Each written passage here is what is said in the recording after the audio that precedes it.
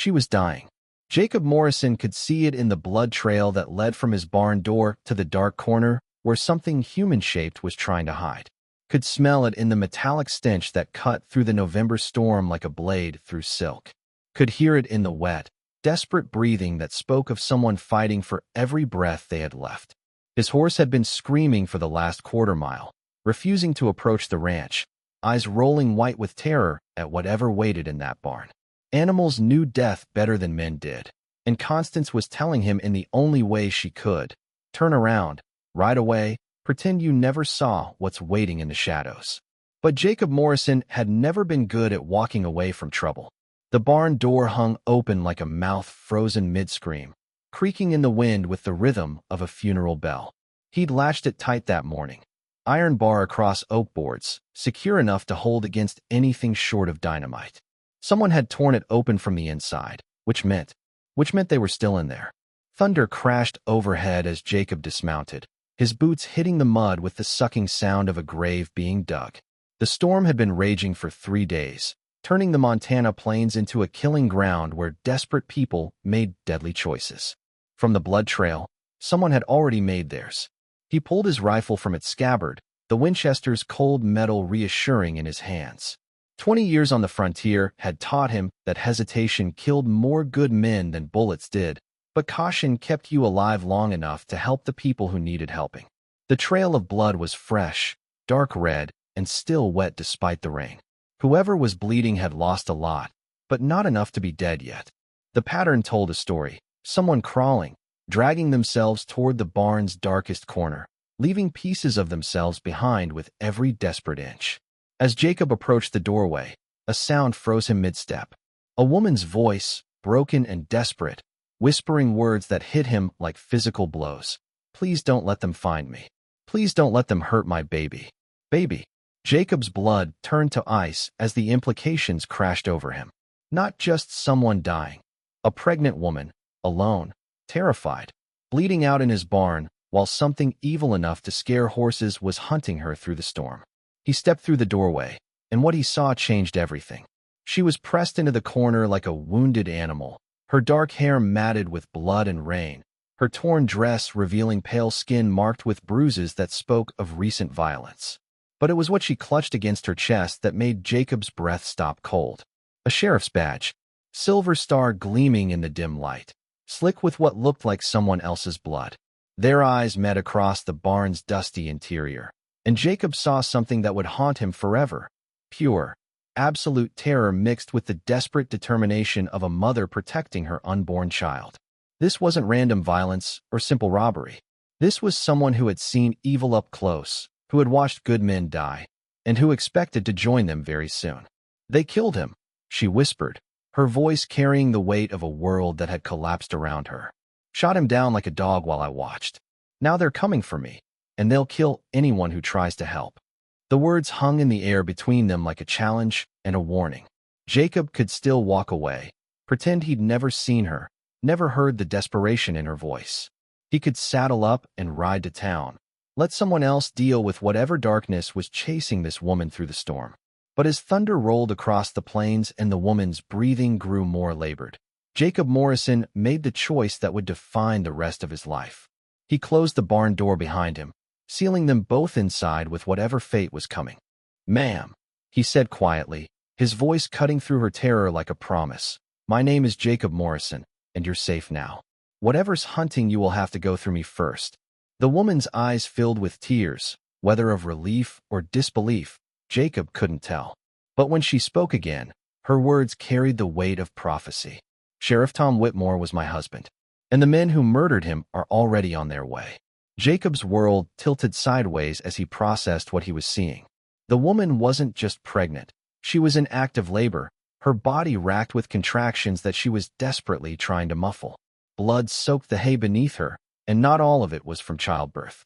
"Easy," he said, moving toward her with the same calm he'd used with a wounded wolf. "I'm Jacob Morrison. This is my ranch, and you're safe here." She laughed, a sound like breaking glass.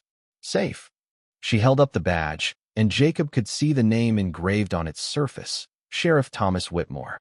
"You know what this is? It's a death sentence." Tom wore it when they shot him down like a dog. Now they want me dead too, and anyone who helps me. Another contraction hit her, and this time she couldn't hold back the scream. It echoed through the barn like an accusation, and Jacob realized with growing horror that her enemies might have heard it.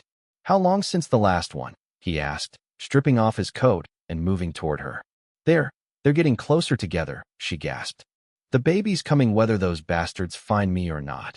As if summoned by her words, the distant sound of horses reached them through the storm. Multiple riders, moving fast despite the weather, and they were heading straight for the ranch. "Jesus," Jacob breathed, understanding that he had perhaps minutes before killers arrived at his door. "What's your name?" "Sarah Whitmore," she whispered. "And those horses you hear? That's my husband's murderers, coming to finish the job." The irony was bitter and immediate. Jacob was about to deliver a baby while armed men hunted the mother.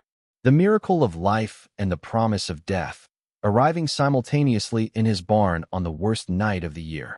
"How many men killed your husband?" he asked, gathering clean cloth and water with practiced efficiency. "4," Sarah said through gritted teeth. "Led by Deputy Crawford. Tom trusted him once. That trust got Tom a bullet in the back." Another contraction, stronger than the last. Jacob could see the baby's head beginning to crown, even as the sound of approaching horses grew louder through the storm. "Sarah," he said quietly, "your baby's coming right now, and those men are almost here. I need you to trust me completely, or we're all going to die in this barn tonight." Sarah's laugh was bitter as winter wind. "Trust you? I trusted a lawman once. That trust got him murdered and left me running for my life with killers on my trail." She doubled over with another contraction, and Jacob saw his chance slipping away. The horses were getting closer. He could hear them now, the deliberate pace of hunters who knew their prey was cornered. "Look at me," Jacob said sharply, grabbing her chin and forcing her to meet his eyes. "Tom Whitmore saved my sister's life 3 years ago. Corrupt land agents were trying to force her off her property. Tom stood between her and them when no one else would. So when I tell you I'm not going to let his killers murder his wife, I'm keeping a debt I owe a dead hero." Something flickered in Sarah's eyes. Hope, maybe, or just desperation strong enough to mimic it. "The evidence," she gasped, pressing a blood-stained bundle of papers into his hands. "Tom died getting this. Judge Morrison's land schemes, forged deeds, murdered families. If Crawford finds it." "He won't," Jacob said grimly, tucking the papers inside his coat. "Because Crawford's not walking out of here alive." Sarah stared at him in shock. "You don't understand. These aren't just thugs. Crawford's got badges, authority, the law on his side." "Then it's time someone reminded him what the law is really supposed to protect," Jacob replied, checking his rifle and moving toward the barn door. "You focus on that baby. I'll handle the killers." But as he reached the door, Sarah's scream split the air, not from pain this time, but from terror. Through the gap in the boards, she could see the riders approaching, and she recognized the lead man's cruel face. "Jacob," she cried, "Crawford's not just coming to kill us. He's coming to burn down your ranch with us inside it." He told Tom that's what happens to people who interfere with Judge Morrison's business. The words hit Jacob like physical blows. These men weren't just planning murder. They were planning to destroy everything he'd built, everything he'd worked for, and make it look like an accident. The corruption went deeper than he'd imagined, and the stakes were higher than he'd feared. Through the storm, Crawford's voice carried clearly. "Burn it all. The house, the barn, everything. Make it look like lightning struck during the storm." Jacob felt his world narrow to a single, crystalline point of clarity. This wasn't just about saving Sarah and her baby anymore. This was about choosing what kind of man he wanted to be when everything he cared about was threatened by evil. "Sarah," he said quietly, "I want you to know something. Whatever happens in the next few minutes, your husband's sacrifice meant something. And your baby's going to grow up in a world where good people don't have to hide from corrupt badges." The sound of boots hitting mud outside told them their time was up. Crawford and his killers had arrived, and the confrontation that would determine everything was about to begin. The next hour unfolded like a deadly chess game, played in whispers and shadows. Jacob had transformed their corner of the barn into a fortress of sorts, feed sacks stacked to provide cover, escape routes planned, weapons within reach. But the real battle was being fought inside Sarah's body as her labor intensified with each passing minute. Tom used to tell me stories about this badge, Sarah whispered during a brief respite between contractions, her fingers tracing the silver star that never left her hand. He said every lawman who wore it made a choice, to stand with the innocent or profit from their suffering. He chose to stand, even when it meant dying for it.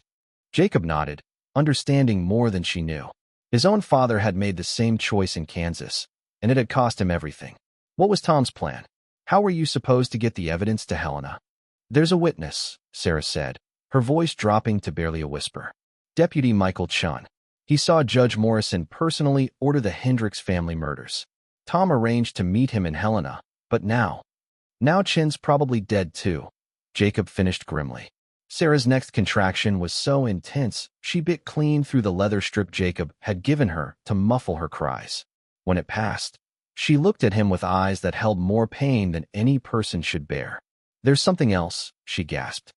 Something Tom discovered just before they killed him. The railroad isn't just buying stolen land. They're planning to route the line through sacred burial grounds. If that gets out, if the tribes learn what Morrison's really planning. War, Jacob said quietly. It would mean war across the entire territory. Outside, the storm was beginning to intensify again, but now Jacob could hear something else beneath the wind. The sound of men moving through the darkness, checking out buildings, getting closer with each passing minute. They're systematic, Sarah observed, listening to the approaching search. Crawford learned from military scouts. He won't miss anything. Jacob was calculating odds and escape routes when Sarah suddenly gripped his arm with surprising strength. The baby, she said urgently. Something's wrong. The cord. I think it's wrapped around his neck. In the dim light, Jacob could see what she meant. The umbilical cord was indeed wrapped around the baby's throat, cutting off his air supply even as he fought to be born. Without immediate intervention, both mother and child would die, and they were still at least 10 minutes away from discovery by killers who would finish the job. I need you to trust me completely, Jacob said, his hands moving with steady precision despite the circumstances. This is going to hurt, but I have to. His words were cut off by the sound of splintering wood from the barn's far end. Crawford's men had found a loose board and were using it to peer inside, their search growing more focused and dangerous. How much time do we have? Sarah whispered, her face pale with pain and terror. Jacob looked toward the sound of the search, then back at the life-and-death struggle happening in his hands. Maybe 5 minutes. Maybe less. Then you'd better work fast, Sarah said through gritted teeth. Because my son is not going to die in the same barn where his father's badge might be buried. The weight of that statement, the absolute determination of a mother to protect her child, combined with the approaching threat of men who killed without conscience, crystallized everything for Jacob. This wasn't just about delivering a baby or protecting evidence anymore. This was about proving that good people could still triumph over evil, that justice could still matter in a world that seemed determined to destroy it. Sarah, he said quietly as he worked to free the cord, when this is over, when your son is safe and Crawford's dead, I want you to know that Tom's sacrifice changed everything. Not just for you, but for everyone who believes that badges should protect instead of terrorize. Through the storm and approaching danger, through the pain of difficult birth and the terror of imminent death, something profound was happening in that barn. The kind of moment that defined not just individual lives but the character of an entire territory. The sound of horses splashing through the muddy yard reached them just as the storm seemed to be reaching its peak intensity. Jacob instantly extinguished the small fire, plunging their corner of the barn into darkness so complete that Sarah's sharp intake of breath seemed to echo off the rafters like a gunshot. Outside, the November wind howled with renewed fury, but beneath its constant moan, Jacob could clearly hear the deliberate sounds of men who were not deterred by weather or darkness. Moving with the silent precision of a hunter, Jacob crept to the barn door and peered through a gap in the weathered boards. For riders approached his ranch house through the storm, their shapes barely visible in the gloom, but unmistakably purposeful in their movements. Even from a distance, Jacob could see they weren't ordinary travelers seeking shelter. They moved with the predatory confidence of men accustomed to getting their way through violence, their horses under tight control despite the treacherous footing. The lead rider was a thin, cruel-faced man whose badge glinted dully against his rain-soaked coat. Deputy Crawford. Jacob recognized him from descriptions he'd heard in town, a man whose reputation for brutality was matched only by his loyalty to Judge Morrison's corrupt organization. The other 3 riders spread out with military precision, checking the outbuildings and covering potential escape routes with the efficiency of experienced manhunters. Mrs. Morrison. Crawford's voice cut through the storm like a blade, carrying clearly across the muddy yard despite the wind. We know you're here. Your husband sent us to bring you home safely. Jacob felt his jaw clench at the obvious lie. They were using his name, trying to make Sarah think he had betrayed her trust and called in her hunters. It was a clever psychological tactic designed to break down the bond of trust that had formed between them and make Sarah desperate enough to surrender. Behind him, Jacob heard Sarah's sharp intake of breath, followed by a whispered curse that would have shocked her former teaching colleagues.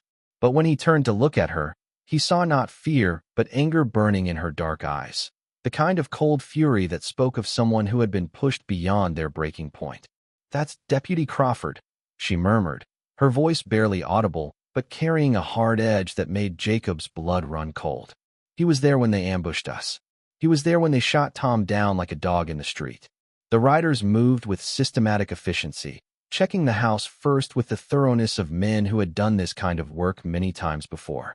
Jacob could see Crawford gesturing to his men, directing them to search every room, every possible hiding place.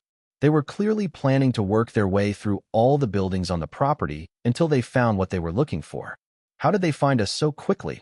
Jacob whispered, his mind racing through possibilities.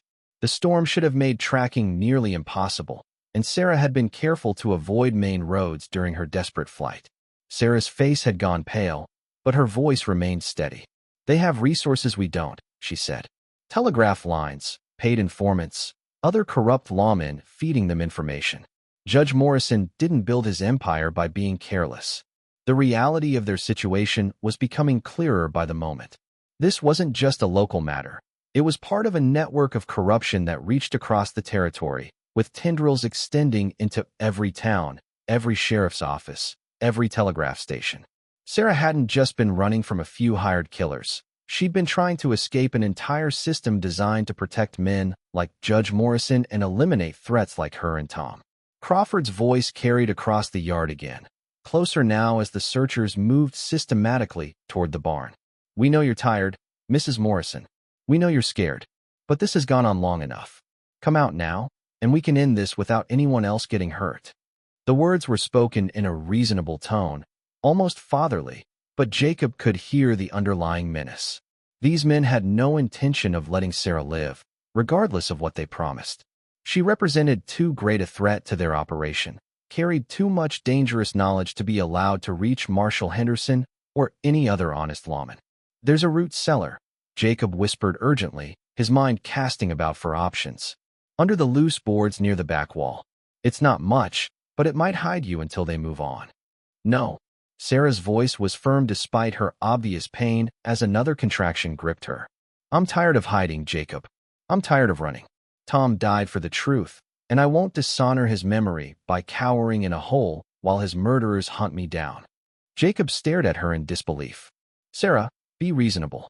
You're in labor, you're outnumbered 4-1, and these men have nothing to lose. This isn't the time for heroic gestures." "This is exactly the time," Sarah replied, her eyes blazing with determination that reminded Jacob powerfully of her dead husband's reputation for stubborn courage. "Those men out there profit from fear. They count on good people being too scared to stand against them, too intimidated to fight back. Well, I'm not scared anymore, Jacob. I'm angry." Another contraction seized her, stronger than any before, and Sarah gasped, her hand going instinctively to her swollen belly. But even through the pain, her eyes never lost their fierce resolve. Jacob found himself caught between admiration for her courage and frustration at what seemed like a suicidal stubbornness.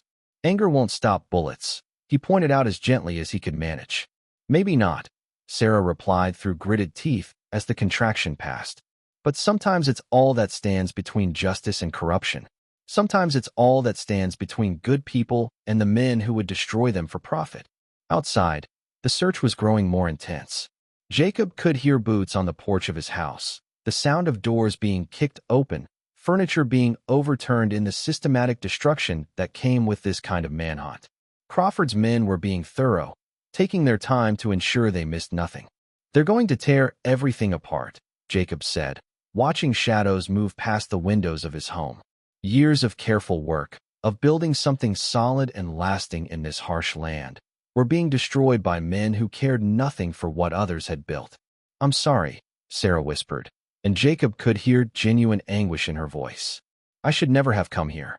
I should have kept running, found some other place to hide.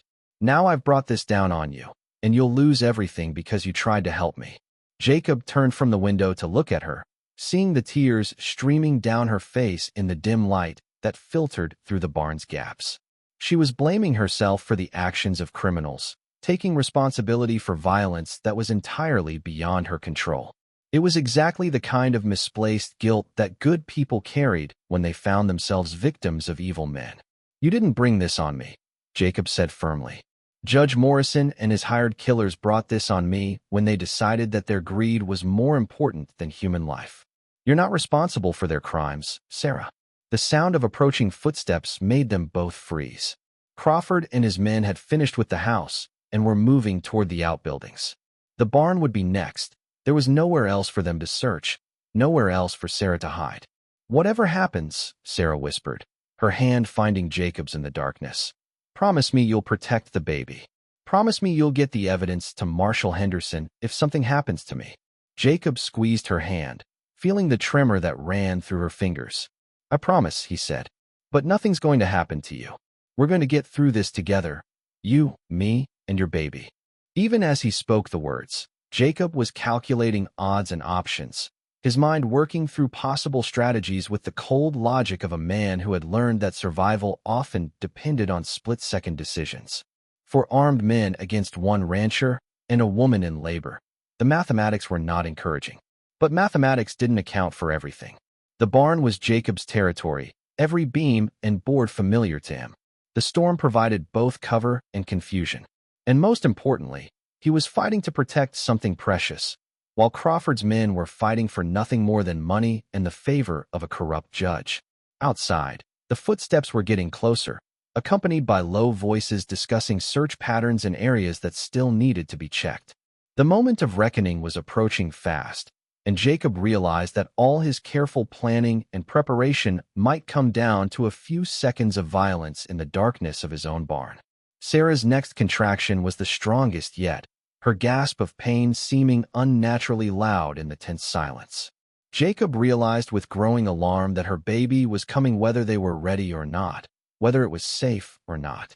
The confluence of birth and death, of new life entering the world just as killers closed in on their hiding place, struck him as either deeply ironic or profoundly symbolic. "They're at the barn," Sarah whispered, her voice tight with pain and fear, but still carrying that underlying core of steel that had carried her this far. "Whatever happens, Jacob, remember that Tom died believing there were still good men in this territory. Men who would stand up for what's right when it mattered most." Jacob felt the weight of those words, the challenge and the trust they represented. In the distance, he could hear Crawford's voice giving orders to his men, the sound of the barn door being tested, the scrape of boots on wet wood. The confrontation that would determine not just their survival, but the future of justice in this corner of the territory was only moments away. The riders spent nearly an hour searching the house and outbuildings, their voices growing more frustrated. Jacob used the time to prepare for what he increasingly realized was inevitable, a confrontation that would determine not just Sarah's fate, but the future of justice in the territory. Sarah's labor was progressing rapidly now. Between contractions, she pressed something into Jacob's hand, a folded document, worn from handling. "Tom's evidence," she explained breathlessly. "Land deeds, forged documents, witness statements. Everything we need to prove Morrison's crimes." Jacob unfolded the papers carefully, reading by the dim light of a heavily shielded candle. What he saw made his stomach turn. The judge hadn't just stolen land. He'd orchestrated the murders of at least 6 homesteaders who'd refused to sell. Men with families, honest settlers trying to build new lives. "This is enough to hang him," Jacob said. if it reaches the right hands. Sarah gripped his wrist with surprising strength. Promise me, Jacob. If something happens to me, promise you'll get this to Marshall Henderson and Helena. Nothing's going to happen to you, Jacob said firmly. We're going to get through this together. You, me, and your baby. As if summoned by his words, Sarah's next contraction was the strongest yet.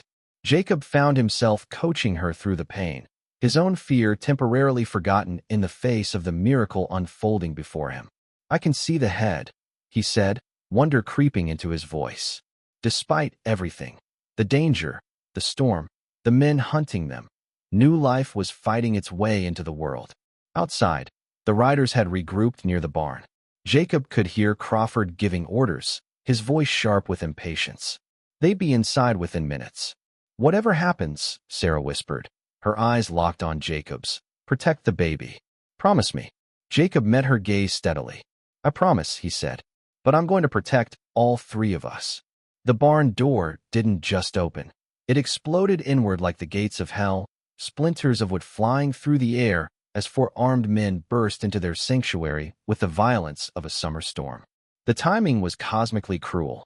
At the exact moment Sarah's baby finally broke free of the cord and took his first gasping breath, Deputy Crawford's cruel face appeared in the doorway, backlit by lightning like some demonic apparition. Well, Crawford sneered, his voice cutting through the baby's first cries like a blade through silk. Looks like we interrupted a family reunion. But something unexpected happened in that moment of perfect tension. The sound of new life entering the world, pure, innocent, demanding protection, seemed to strike even these hardened killers with an almost physical force. For perhaps 3 seconds, the barn fell silent except for the baby's healthy cries and the drumming of rain on the roof. Then Crawford's face twisted into something uglier than mere cruelty. Shame the little bastard won't live long enough to remember his first breath. Jacob stood slowly, positioning himself between the gunman and Sarah, who was cradling her newborn son with fierce protectiveness. But he wasn't looking at Crawford. He was looking at the youngest of the 4 men, a deputy who couldn't have been more than 20 and whose face had gone pale at the sight of a newborn baby. Deputy Peters, Jacob said quietly, recognizing the young man from town. Your father was Sheriff Peters down in Billings, wasn't he? Good man. Honest man. What do you think he'd say about pointing a gun at a woman who just gave birth? Peters' weapon wavered slightly, confusion and conflict warring in his young face. This ain't what I signed up for, Crawford. Shut up, Peters. Crawford snarled, but Jacob could see cracks forming in the group's unity. You signed up to follow orders, and my orders come from Judge Morrison himself. Sarah's voice rose from behind the feed sacks, clear and strong despite her exhaustion. Your judge murdered my husband in cold blood, Crawford. Shot him down like a dog while he was trying to protect evidence of Morrison's crimes. Is that the kind of order you're proud to follow? Evidence? Crawford's eyes narrowed dangerously. What evidence? Jacob felt the papers crinkle against his chest where he'd hidden them, understanding that the next few seconds would determine whether the truth about Judge Morrison's corruption would survive or die with them in this barn. There is no evidence, Sarah lied smoothly, meeting Jacob's eyes in perfect understanding. Tom burned it all before you killed him. He knew you were coming. Crawford's face contorted with rage and frustration. Lying bitch. Strip this place apart. Search every inch until you find what Morrison wants. But as his men moved to comply, Jacob made his choice. With fluid motion born of years working with dangerous animals, he dove toward the pitchfork hanging on the wall, his movement triggering chaos that would determine all their fates. The first gunshot split the air like thunder, muzzle flash lighting up the barn's interior in stark relief. But Jacob was already moving, the pitchfork in his hands becoming an extension of his will as he fought to protect the innocent life that had just entered this violent world. Crawford's scream of rage echoed through the barn. Kill them all. I want every witness dead.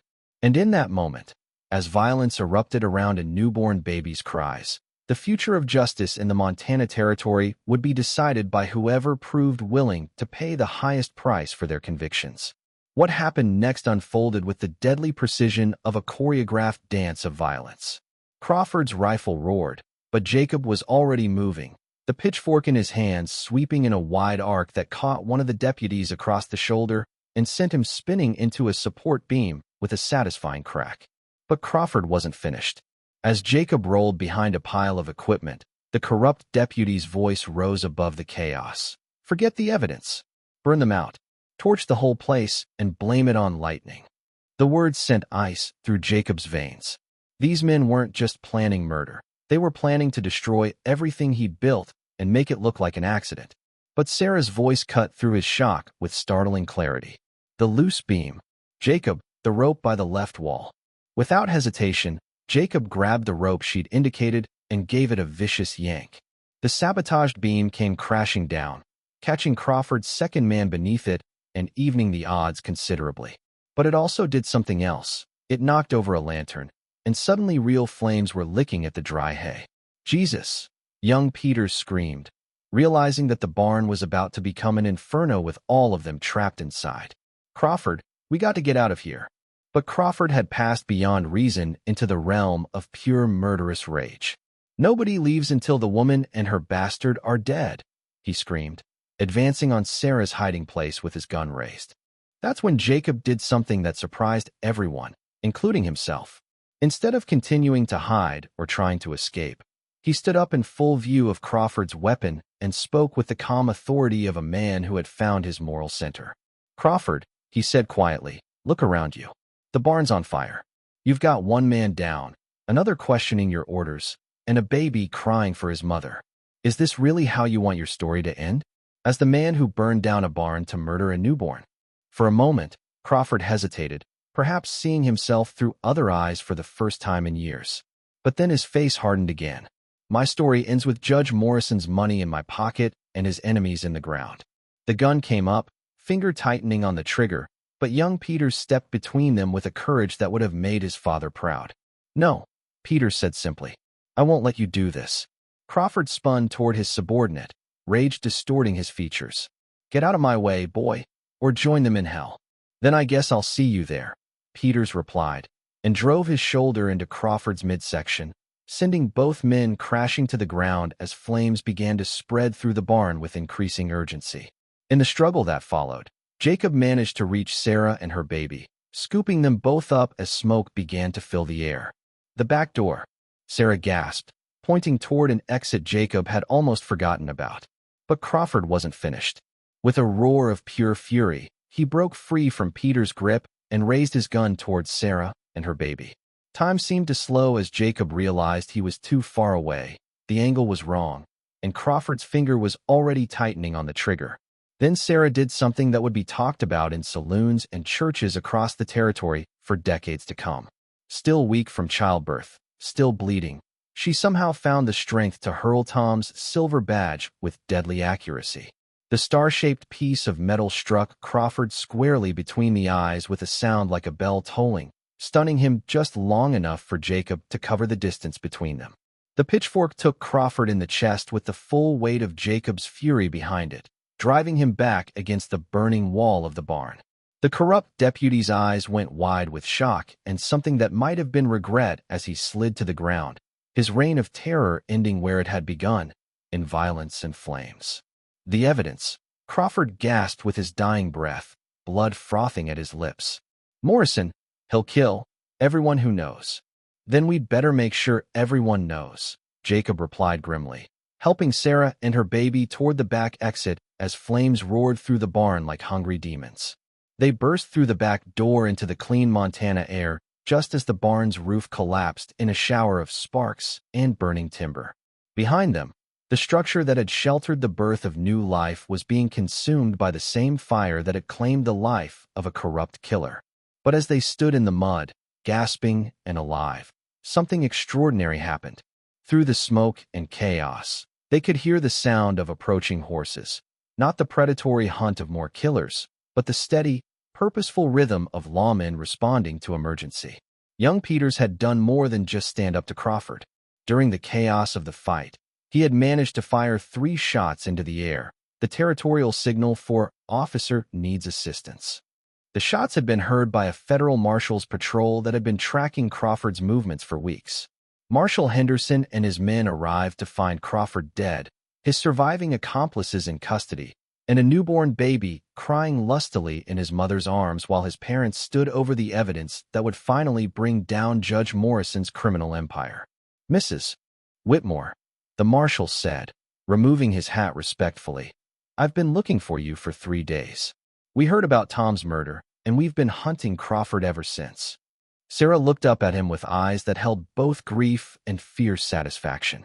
"Then you came just in time to see justice served, Marshal. My husband's killers won't hurt anyone else."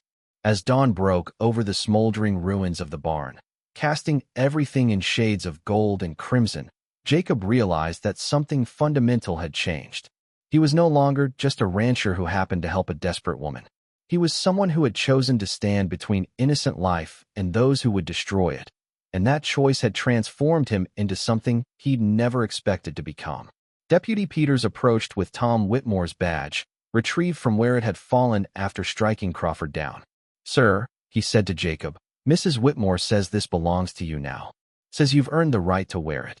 Jacob looked at the silver star, seeing not just metal but a promise, a covenant with justice that would define the rest of his life. When he pinned it to his vest, he felt the weight of Tom Whitmore's sacrifice and the responsibility of ensuring that good people could build their lives without fear. "I've never been a lawman," Jacob said quietly.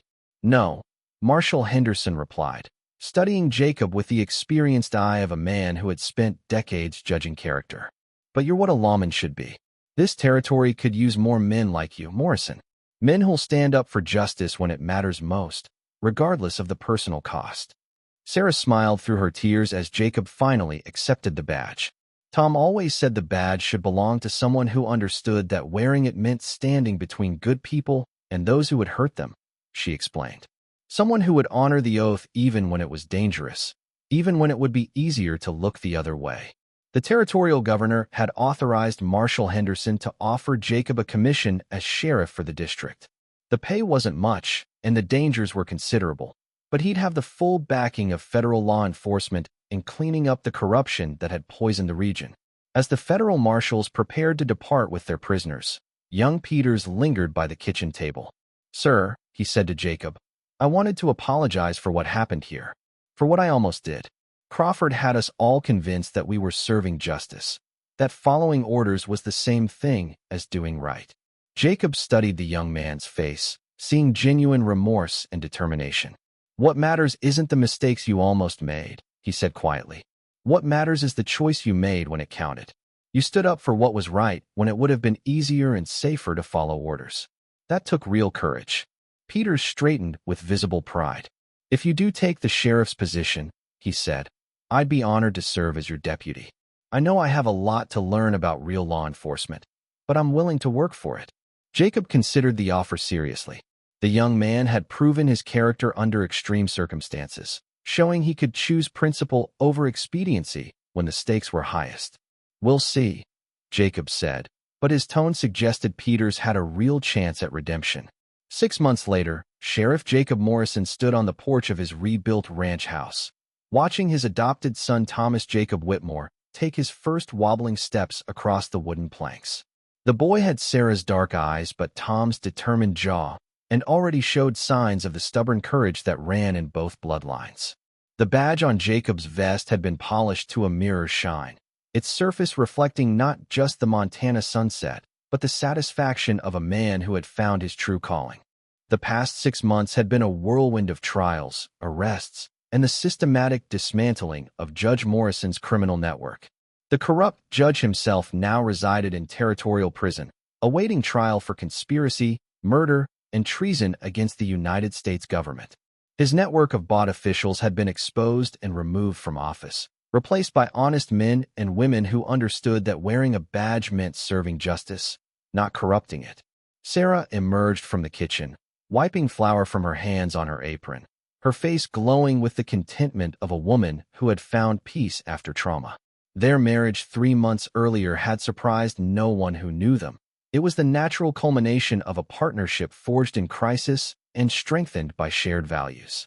"Deputy Peters is riding up the trail," she observed, shading her eyes against the setting sun. "Looks like he's got news." Jacob nodded, recognizing the purposeful pace of his young deputy's approach. Peters had proven himself to be everything Jacob had hoped for, eager to learn, quick to adapt, and possessed of a moral compass that had been strengthened rather than weakened by his confrontation with corruption. "Sheriff," Peters called as he dismounted, his face bright with excitement. "Got word from Helena. The territorial governor wants to meet with you next week. Something about expanding your jurisdiction to cover the entire northern district." Jacob felt a familiar mix of pride and responsibility at the news. Success in law enforcement meant more opportunities to serve justice, but it also meant leaving behind the simple life he had once cherished. Still, looking at young Thomas crawling across the porch and Sarah's approving smile, he realized he had found something better than simple. He had found meaningful.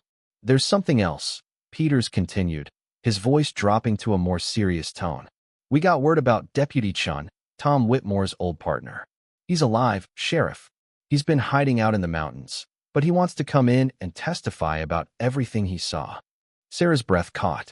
Michael Chun had been presumed dead, another victim of Judge Morrison's campaign to eliminate witnesses. His survival meant that justice for Tom's murder would be even more complete than they had dared to hope. "Send word that he's welcome," Jacob said without hesitation. "Tell him Sheriff Morrison guarantees his safety, and that Tom Whitmore's sacrifice is finally going to mean something lasting." As the sun disappeared behind the mountains, painting the sky in shades of gold and crimson, Jacob reflected on the journey that had brought him to this moment. 6 months ago, he had been a solitary rancher, uninvolved in the larger struggles of his community. Now he was a sheriff, a husband, a father, and a guardian of justice in a land that desperately needed all four. Young Thomas pulled himself up on wobbly legs and took 3 careful steps toward Jacob before tumbling onto his bottom with a giggle that seemed to capture all the hope and promise of the frontier. In that sound, Jacob heard the future of the territory, a future where children could grow up safe, where families could build their dreams without fear, and where badges represented protection rather than corruption. The silver star on his vest caught the last rays of sunlight, and Jacob was reminded once again that it was more than metal. It was a promise kept, a trust honored, and a covenant with the future that would endure as long as good people were willing to stand up for what was right. In the distance, a coyote called to its mate, and Sarah slipped her hand into Jacob's as they watched their son explore his expanding world with fearless curiosity. The Montana plains stretched out before them, vast and beautiful and full of possibility, a canvas on which decent people could still write stories of justice, love, and hope. Tom Whitmore's dream had become reality through blood and sacrifice, through courage and determination, through the willingness of good people to pay whatever price justice demanded. And in the laughter of a child who would never remember the violence that had marked his birth, that dream found its purest expression, the simple, profound truth that some things were worth dying for, and even more worth living for. As the first stars appeared in the darkening sky, Jacob Morrison, rancher, sheriff, husband, and father, felt the deep satisfaction that came from a life lived in service to something greater than himself. The badge on his chest pulsed with the rhythm of his heartbeat, a silver reminder that justice lived on in the hands of those brave enough to protect it. The storm that had brought them together had long since passed, but the promises made in its aftermath would endure for generations to come. In a territory where corruption had once seemed unbeatable, where good people had lived in fear of those who should have protected them, justice had finally triumphed, not through violence or vengeance, but through the simple courage of ordinary people who refused to let evil win. And somewhere in the starlight above the Montana plains, Jacob liked to think that Tom Whitmore's spirit had found peace in the knowledge that his sacrifice had not been in vain, that the badge he had worn with such honor would continue to represent hope and protection in the hands of those who understood its true meaning.